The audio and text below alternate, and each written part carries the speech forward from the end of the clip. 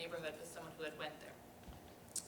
So we're a really different set of folks, but we came together around our deep concern of, around policing in the city, and particularly how certain communities were being excessively policed, over-policed, hyper-policed, whatever language you want to use, where black and brown folks, poor folks, were being inundated, right, with police officers in their neighborhoods, and where the number of stops, as you've probably heard, where all the reporting around stop and frisk this summer, had been skyrocketing, right? So I'm going to take you into this neighborhood and into this group, and forgive me, but I'm going to have to move over here because I don't know my slide. No, it's okay. I don't have them all in my head, so I have to look at the screen. So, but it's all right. We'll work it out. All right. So,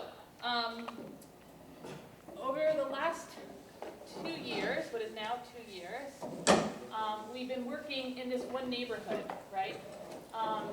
And it's a neighborhood that, according to the New York Times, has the most physical force used by the police anywhere in the city. 44th precinct. It's a neighborhood where it's very common to see police vans, to see the, how many of you live near or have seen police towers? Yeah? They kind of run into a neighborhood, they can elevate themselves. We've seen folks come down, literally go to get coffee and pizza, and then all of a sudden the tower goes back up. But it's, a regular place. It has street parties and lots of Yankee things because it's right near Yankee Stadium.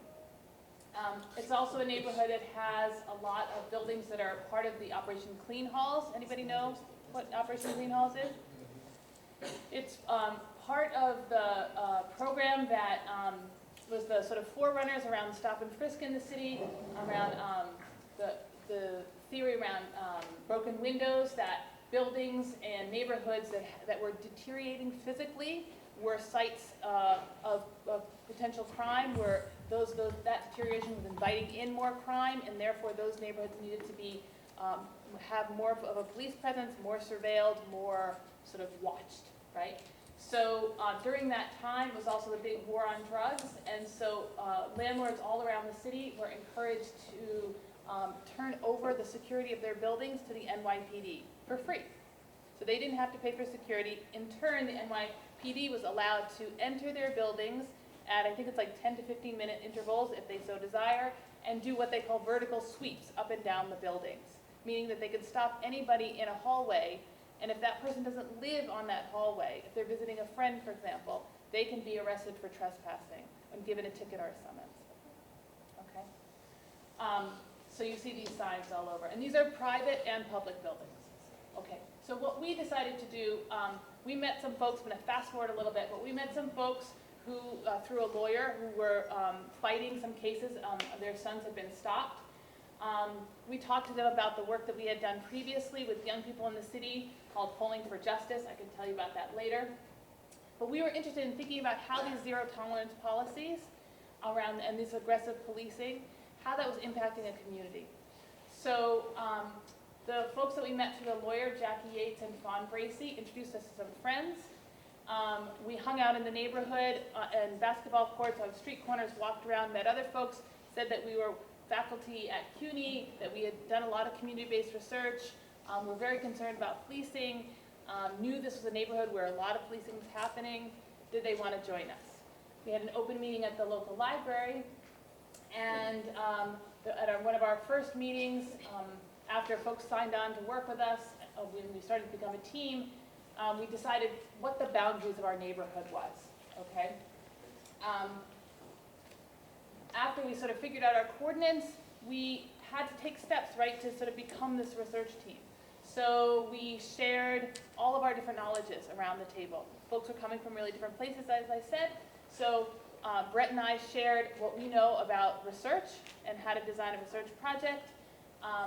Folks around the table shared their intimate knowledge of how policing was working around in their neighborhoods, what days of the week they didn't let their sons out, what corners they avoided, when they felt those towers were protecting them, and when they felt like they were harassing them.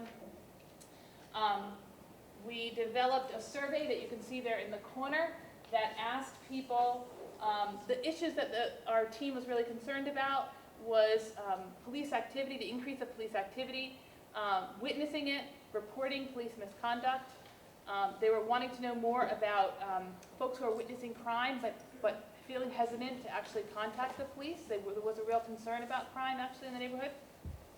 People wanted to know if there had been a change over time in people's experiences of policing and in their trust of police. They were also concerned because they felt like they had witnessed and they themselves had started to change their own behavior in their neighborhood, right? So they were no longer gathering in public spaces. They were counseling their children to not walk in groups.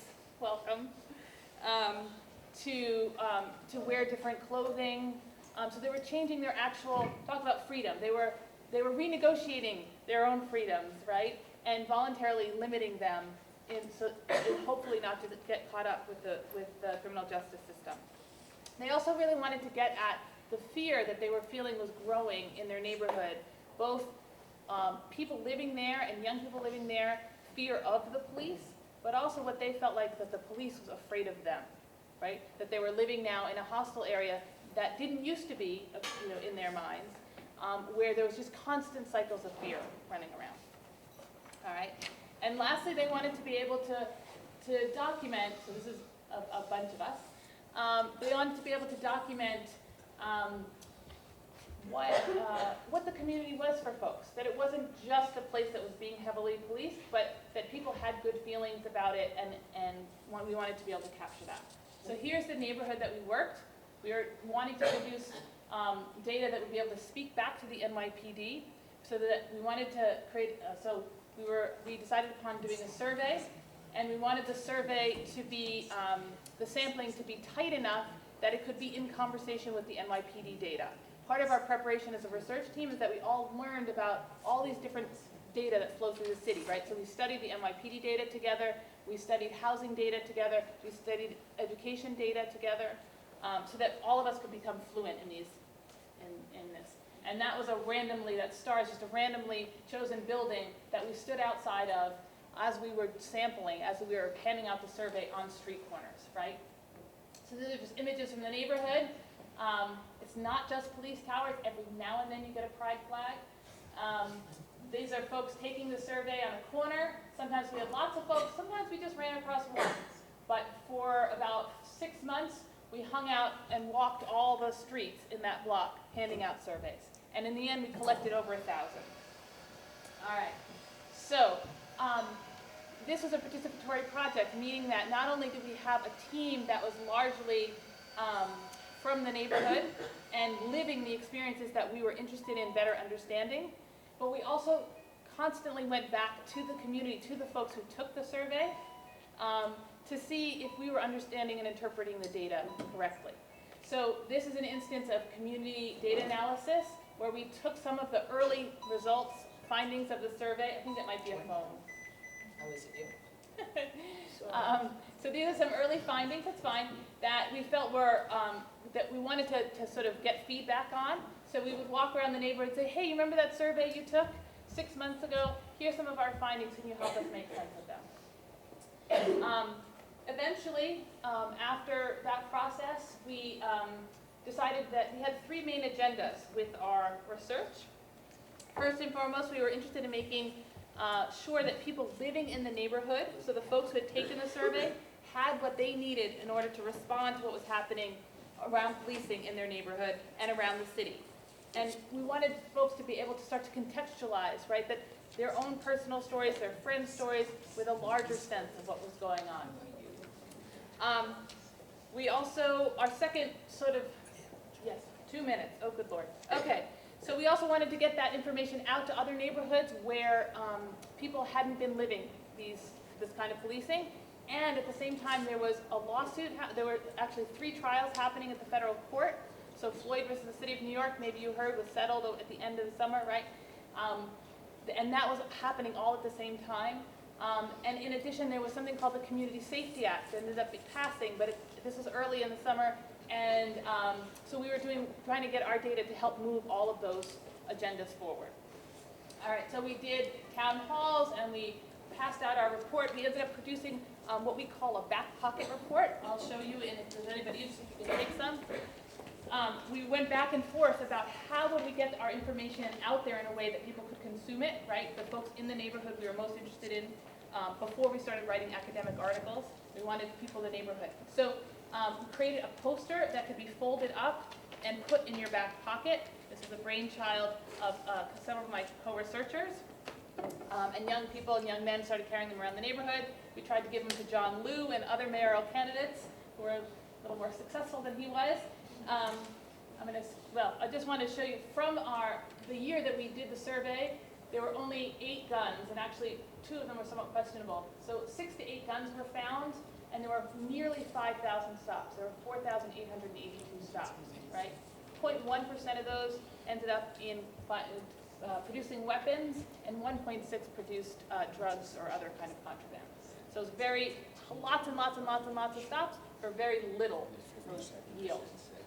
All right, so I'm just going to tell you a couple other, with my probably 30 seconds remaining, ways that we tried to get the data into a broader conversation.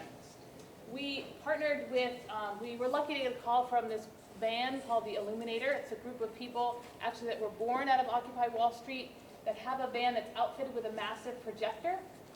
And I don't know if anybody saw this around in the last few years, where this van projects words on buildings, questions whether banks have paid their taxes, that kind of thing.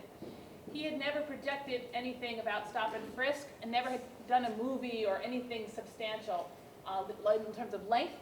So he partnered with us and said, what can you do? I've got this van and a projector. What do you want to do? And so we took our initial findings and created an open letter to the NYPD. So it started with Dear NYPD, and it was projected like this, sort of this bat signal on a public housing building right in the neighborhood. So folks were walking home from work and saw this, stopped. We had drummers drumming to attract attention. We had dancers. It ended with a Know Your Rights workshop. But all the while, we projected data from our survey, right, and statements from the qualitative pieces asserting people's right to their community, right? Sort of asserting there is what Susan talked about, is the scope of, before some of you got here, but about the scope of justice. And in some ways, this open letter to the NYPD and some of our other activities have been ways that community residents who've been living under the surveillance and over-policing have tried to assert their own right to be included in the scope of justice, right? On their own terms, not included in the scope of justice and then conveniently pushed into the criminal justice system, but actually, asking for and fighting and arguing for inclusion in for the same protections and same rights of the city. All right, so let me just give you a few other images. These are the ways that we've been trying to we were active with the lawsuit. In the far corner here on the bottom left-hand side, those are the 2 city councilors, Brad Lander and Jamani Williams, who put forth the Community Safety Act. At one of the demonstrations, they took one of our signs, "It's not a crime to be who you are," which came from our survey, from qualitative data in our survey, and plucked it from one of our research team members and then held it for the rest of the press conference. They were the sponsors of the Community Safety Act. We've been doing, and this is the last thing I'll share, we've been doing all summer long and the beginning of the fall, sidewalk science events, where we take the data. All of the stuff that we do when we produce these sort of more creative ways are rooted in that survey and in the focus groups that we did with people in the neighborhood. So we created buttons with some of the data, both quantitative and qualitative, and we set up on street corners. We printed T-shirts. This was a block party that the Bronx Defenders had. Again, quotes from the survey, "Why do I always fit the description?" And we set up in a place where there's a fence so that we can hook up all of our materials. We have our reports. We talk people through the research. Community members invite folks to join an ongoing conversation on these community safety walls that we've been creating, where people take a whiteboard and answer the question, what makes your community feel safe? We don't ask them what would make your community feel safe. We ask them what does make your community feel safe. Because we assume that this is a functional community where people are building relationships, where there is positive development going on. So, and those things need to be nurtured and invested in, not disinvested in. So here some that we have now, close to 100, but here's a little sampling. And here you see people's redefining of safety, thinking broadly about what it means to be in community with each other, to be sort of protecting and responsible to each other. Michelle talked about, who's accountable to whom. Across both our quantitative and qualitative findings, people were very interested in policing, wanted police in the neighborhood, but wanted police that could police them with dignity and respect, or protect them with dignity and respect. We have a map. This is a map of all the stops that our survey, people who took the survey reported, and then also that have the NYPD's reports of stops, and people write back to what they think. So there's an ongoing loop of analysis and interpretation of our findings. And then this is just part of sidewalk science, and I'll just close out with this.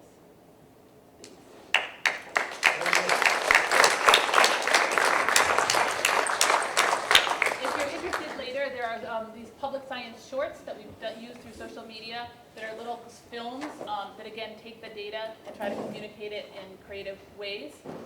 So anyways, you can look at those later. Great, thanks, Maria. And the final panelist on this particular section is distinguished Professor Blanche Cook of History. Her presentation is entitled Snowden, Manning and the History of Freedom of Information. Thank you so much, David, and everybody who had so much to do with bringing us all together. I'm very grateful to be here with you all, and all day long there's been so much information. I'm a little overwhelmed, and I think maybe everybody is a little overwhelmed. And I would like to just say a few things about freedom of information. And my own, just tell you a couple of stories, like we all need stories. First of all, it's the tradition that Chelsea Manning, Bradley Manning, and Edward Snowden are the great whistleblower, we've got to tell you the truth tradition of people who have been in government service, people who have been in the military, and see things that are truly shocking and horrible. And both Chelsea Manning, young man, sitting at his computer looking at really violent, evil, death-dealing acts, and that's not why he joined the military. And he was offended. And so he told the truth. And I think for me, the biggest question is, why has Obama declared war on whistleblowers who tell the truth and journalists who report the truth? And this is a very creepy moment in American history.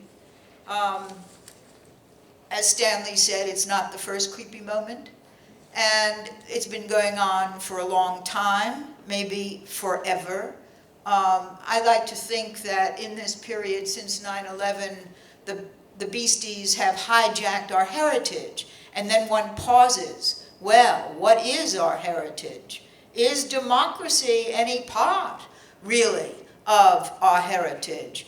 And this morning, folks went through historical moments when, we never had, really, freedom of speech, freedom of press, freedom of assembly. Certainly not during war, when the first Espionage Act of 1917, the one that you referred to, was passed. And you mentioned anarchists were deported. Publications were suspended and couldn't go through the mail. So the Woman's Peace Party, Jane Addams and Crystal Eastman, and the folks who founded the Women's International League for Peace and Freedom, which is about to celebrate its 100th anniversary, their journals couldn't go through the mail. And folks were arrested. You didn't mention Emma Goldman. I just want to mention Emma Goldman. I have more graduate students currently working on Anarchist Emma than anything else. It's time for anarchism, no doubt about it. I like to say my life was an accident. Part partly because my entire life was about sports. And then I had an accident. A boy put a barbell at the end of a mat as I came out of a triple flip, and I broke all the muscles and ligaments in my back, and I couldn't go to the Olympics, and I couldn't major in phys ed, and so I had to take other courses. And so I became an historian, an anthropologist, and a government major, all three. Not shabby. Not bad. So then I went off to Johns Hopkins, where I thought I'd do military history and international relations. And I discovered the world of secrecy. I was in the right place. And not only that, I didn't agree to go to Afghanistan, which they asked me to do. Isn't that creepy? I've always regretted it. Maybe they would have worn cowboy boots, the girls, if I had gone. But the bottom line is, I had a syndicated column for a very long time. I wrote my dissertation, let me just say. I wrote my dissertation on Woodrow Wilson and the anti-militarists, all the peace people who were arrested. And one of them, named Crystal Eastman, founded, and you can read my book, Crystal Eastman on Women and Revolution. She founded the ACLU. And I just want to say a few hopeful words right now. As we think about where do we go from here, there are a few groups I really want you to know about. The American Civil Liberties Union and the Center for Constitutional Rights. I mean, Snowden and Bradley Manning and our friend in London. I mean, does he ever get out for a walk? No. No? That's He why he doesn't. looks so pale. Julian Assange, CCR, the Center for Constitutional Rights, Mike Ratner, good people. They have his case, these cases, all of them. But there are many more. And I'm bouncing around, but the bottom line is,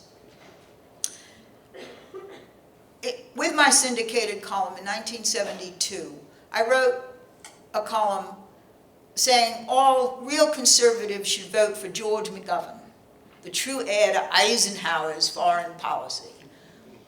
Now, Eisenhower, as you heard this morning, gave us his warning, the military-industrial complex, and now we have the prison-industrial complex and the terror-industrial complex. Eisenhower warned us, and the president of Doubleday called me up and said, "Would you like to write a book on Eisenhower?" And I said, "No, but call my agent," and I hung up.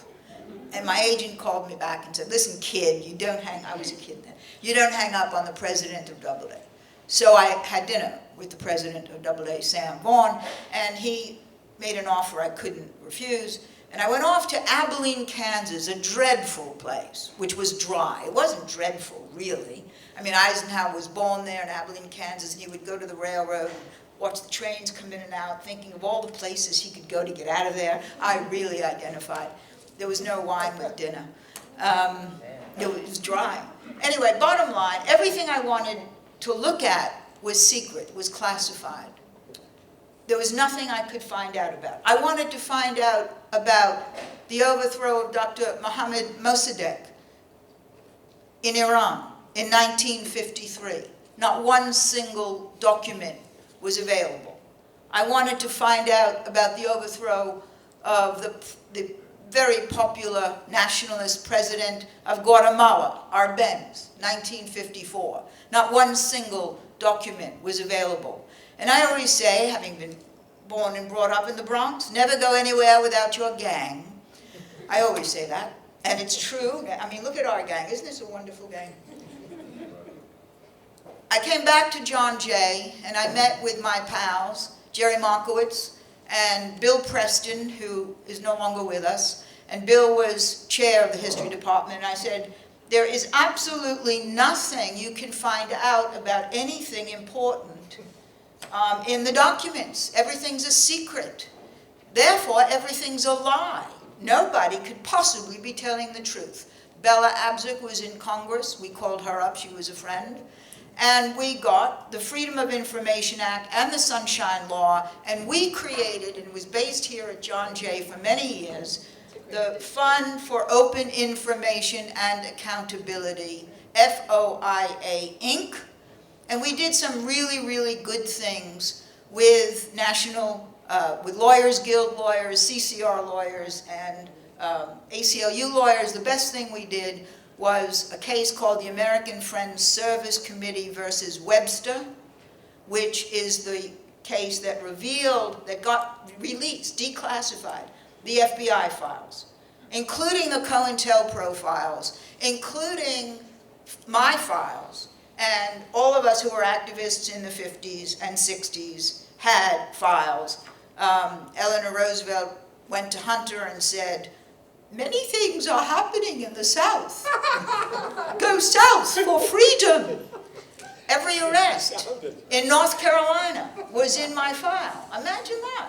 And then there's another Blanche Wiesencook who did things that I didn't do, so that's in my file as well. But her name is Blanche Cook, not Blanche Wiesencook. Anyway, bottom line, here we are in the 21st century, and we have this new reality.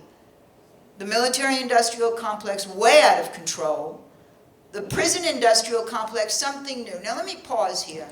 If we had freedom of information, we wouldn't need whistleblowers. If we had criminal justice, and I want to pause here because of the presentations, John Jay was created because there were many riots happening in New York, and there was the thought that if we had a liberal arts institution and police officers and firefighters and uniformed personnel came to John Jay, we would have more civility. We would have police officers would be peacekeepers. That's why we were creative. That's why we were created. And I feel John Jay has been deboned. And I feel our responsibility is really to battle the militarization of the police. There is something really wrong with guns in schools. I'm old enough to remember when, the nuns used to beat us up. And the teachers used to have rulers. There was a time when corporal punishment was condemned as child abuse. What is going on here? We don't have rulers, we have machine guns, tasers for children and teachers. And this is beyond the school to prison pipeline. This is beyond the testing punishment society. This is murder, child abuse, horror. And we really have to fight it. The other thing is, who the hell is President Obama? He's a constitutional law professor who says somehow it's okay to have targeted killings. Aren't targeted killings murder? What happened to trial by jury? Indictments? I mean, excuse me. So here you have whistleblowers, and I could go on. And I want to say three things. I want everybody to write this one thing down. commondreams.org. Write it down. Because commondreams.org is the news site where breaking news from around the country and around the world, Al Jazeera in English, Le Monde in English, Der Spiegel in English, and really breaking news from around the country and around the world. Plus, there's a group of people who I know and love called VIPs, Veteran Intelligence Personnel for Sanity. And the folks who've been blowing the whistle, former CIA operatives, former FBI operatives, many of the 6 people, Obama has indicted more former agents and whistleblowers, including, imagine, Thomas Drake. Do you all know who Thomas Drake is? Do you all? Yes? Tell us. Okay. Thomas Drake worked for the NSA, and he was revolted at the contracts that were going out to private groups doing what the NSA already did. And it was millions of dollars. And he went to his boss and he said, why are we spending all this money having these contractors do all these things which we do? It is a waste of millions of dollars. and nobody paid any attention to him, so he went to the Washington Post. The Washington Post printed it. Thomas Drake was the first indicted under the Espionage Act for talking about the waste of money. VIPs. Ray McGovern is the head of VIPs, the chief operating officer, former CIA senior officer, and he, how much time do I have? Let me just give you, if I can, if you go on Common Dreams, you'll get it. Just, you know, look for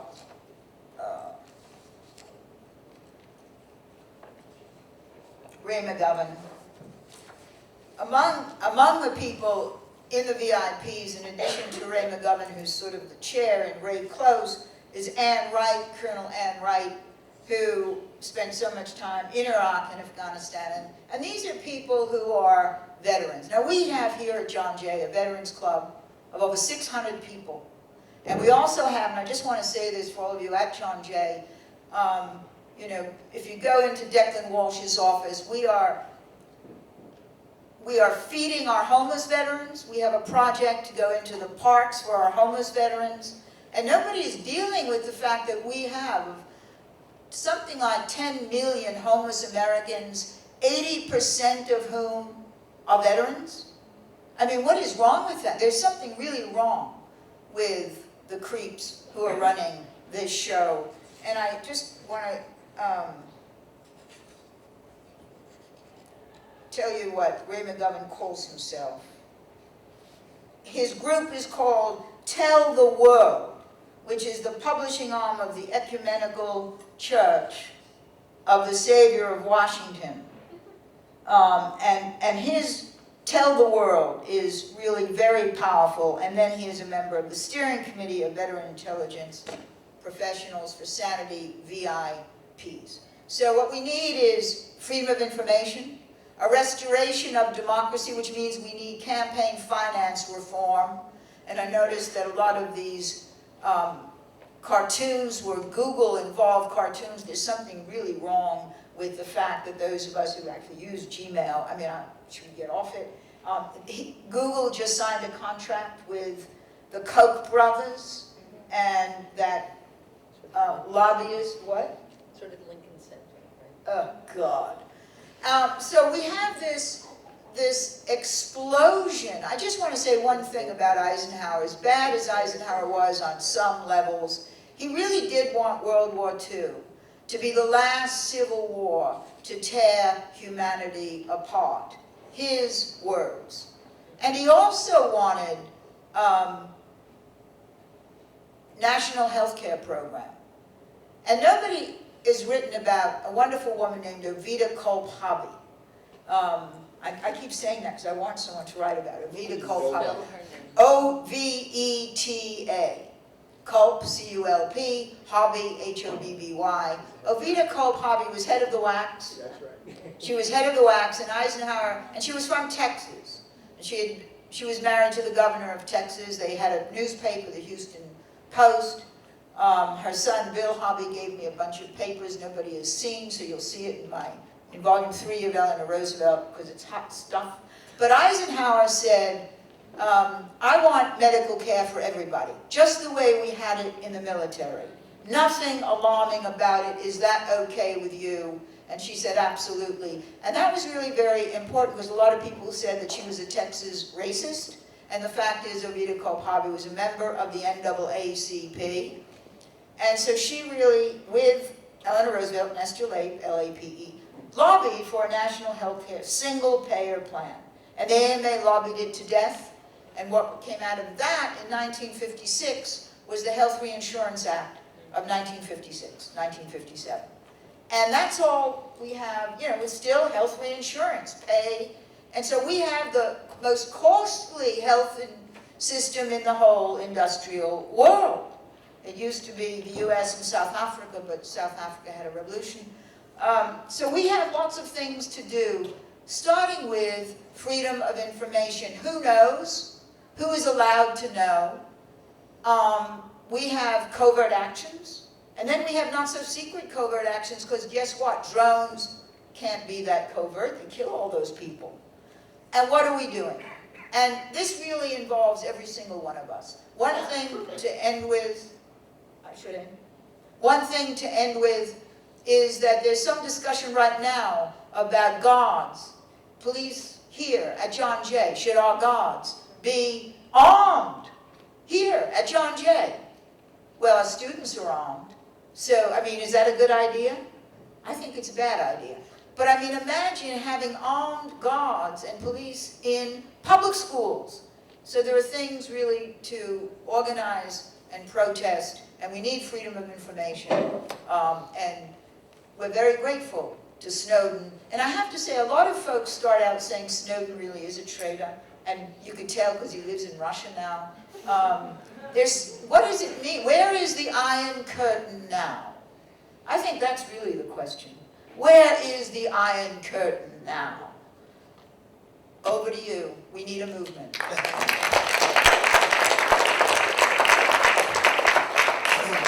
Okay, so we have 5 to 10 minutes for questions, comments for panelists. Yeah.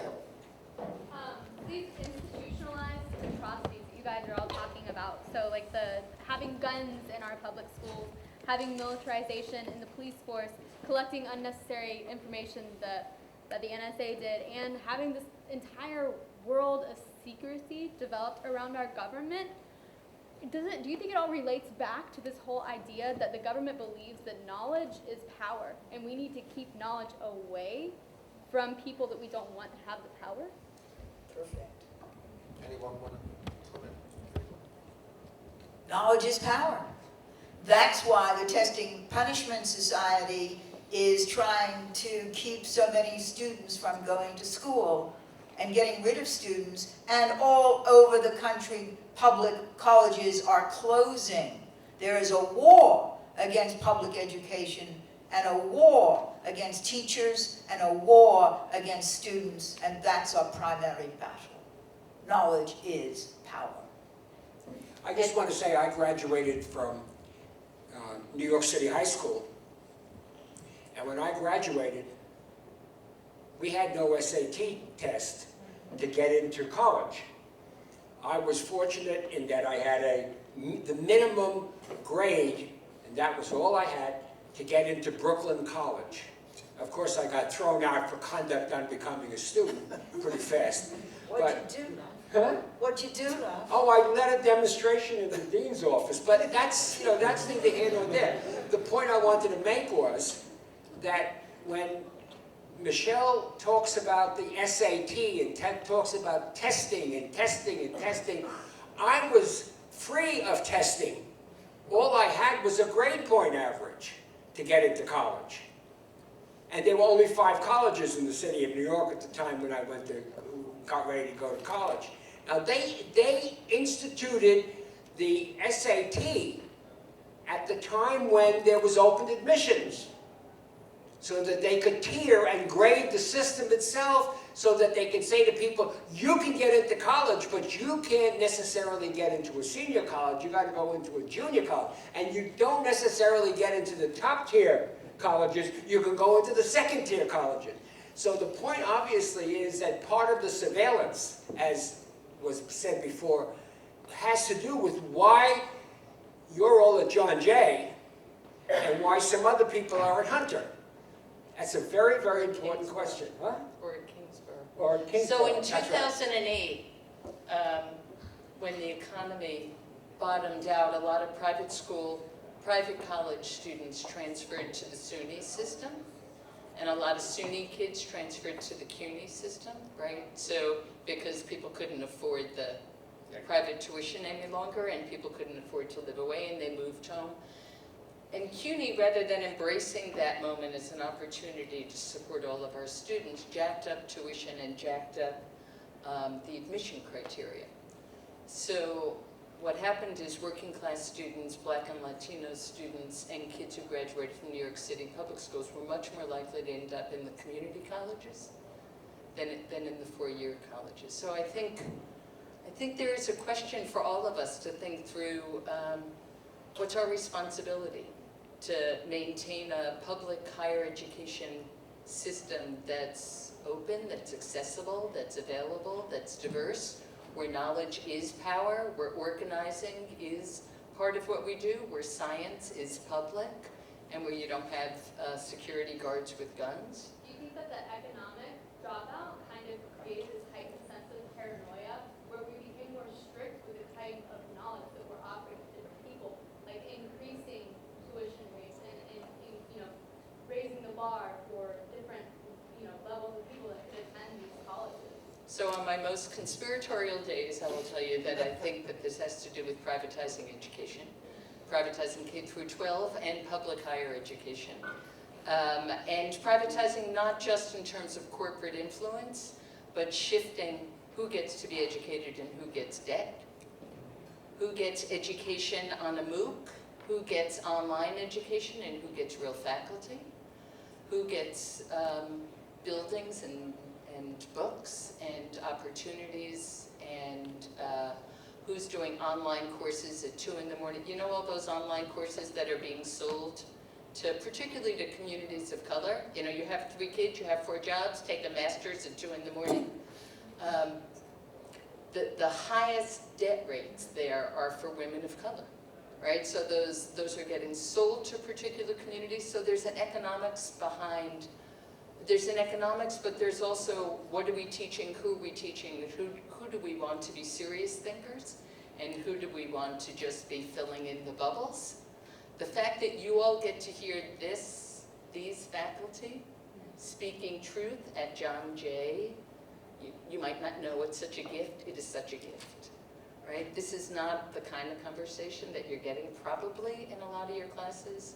You're not hearing it in a lot of other places. The fact that Dave and other folks pulled this together is so important. The fact that you're getting histories and contemporary work, which is an invitation for you to imagine what's your role in shaping today and tomorrow and in securing a public institution that is intellectually and politically available. That's really a gift that Dave has given you, but it's precarious, so it needs all of us. Yeah, be careful they're not compiling a dossier on us for attending this session. They might be. They are. Believe me, each one of us that protests anything at John Jay, just like Stanley got kicked out of the dean for, protesting the dean's office, you can bet your bottom dollar that John Jay and every other CUNY school has some file on you the minute you squawk and make any noise. I know they do. They have security cameras all over here, and if you don't think they look at those, I can testify otherwise. They definitely do. Well, I think you should do it anyway. Well, Our responsibility is to do it anyway. well, Now that we Give it know away. surveillance exists, we have to do it anyway. We have to be, given the way the federal government has made it so permissive to spy and collect data on everybody thinks it's okay. So our institutions are collecting, I think, an enormous amount of data about us and not telling us what it is that they've got in their files. And frankly, I'm bothered by that. It's close to home now, right? When it's Afghanistan, when it's Syria or something, oh, it's just them, But when it's us, and believe me, they know, and they share that information with others in the city as well. The NYP, if anything, if I get stopped for a traffic ticket, they call John Jay and let him, hey, your professor got stopped for a traffic ticket. If something happens here, they tell the NYPD, right? So there's a network of data sharers, and they have information about us. We need our own Freedom of Information Act here, you know what I'm saying? And we don't have one. I wouldn't disagree, but I also think those of us, particularly who are tenured at public institutions, absolutely have a responsibility right now to speak aloud about these issues. A few years ago, when the PSC went up to Albany and a bunch of us agreed to get arrested as they were putting handcuffs on elderly ankles, what are these called, wrists? One of the cops whispered to me, and I think to other people, thanks for doing this, thanks for speaking for public workers, because we can't. So I think there's a kind of solidarity with other workers, and some of us, it's a rare privilege to have a tenured position, even if they're going to get a shit for. And one of the things you want to think about you know, I believe there's one time around. And I'm still in the one time. I have never hidden my political point of view. If there's a demonstration and I can make it, I go. If there's an occupation and I can make it, I'll go. I write things, I say things. It's a way of life. Now, if activism is not a way of life, you begin to get scattered and scattered and scattered. But if activism is a way of life, then it becomes part of life. And if the cops got their number on you, one of our major problems is we don't have enough on the cops. And we don't have enough on the military. And we don't have enough on the large corporations that control the cops. So my dedication right now, and I respect everybody who does good work, but my dedication is I study up, okay? And if you study up, you're exposing them, and not just them exposing you. Well, that's what I meant by, you have to do it anyway. But- Okay, but let me the just say one information thing. is secretive, though. It's hard Oh, to well, get. you don't think what you're doing is secret. The goal is publicity. I always say when I'm attacked, as long as they spell my name right, thank That's you very right. much. And the other thing is, this is my 51st year of teaching. I have never given a test in my life. All I want is your opinion. All you have to do is write a good essay giving me your opinion, and you cannot agree with me because I'm off the wall. So you have to give me your opinion. Bottom line, a lot of my students have said, you know, we're collecting this debt. Is it worth it? Is going to school worth it? And I have to say, it's only worth it if you dedicate the rest of your life to being an activist and living a very full life, just what Stanley said. I mean, this is the time around that you have this time. And for me, a real hero was a former chancellor, associate chancellor, Julius C.C. Edelstein, who had a motto. And he was responsible, you know, I was really shocked when you said SATs started with open admissions, because I didn't know that. But it was Julius Edelstein who said, if we're going to have open admissions, we have to have the SEEK program. Everybody has to be brought up to what they need to have. We'll have a SEEK program, and he introduced that. And his motto was, it's better for everybody when it's better for everybody, which seems to me a very good motto. Okay, I think we're going to take a short break there and start with the next panel, which is Distinguished Professor Fran Piven, Professor Louis Barrios, if he's here, and Professor Chuck Strozier. Thanks ever so much for this great talk.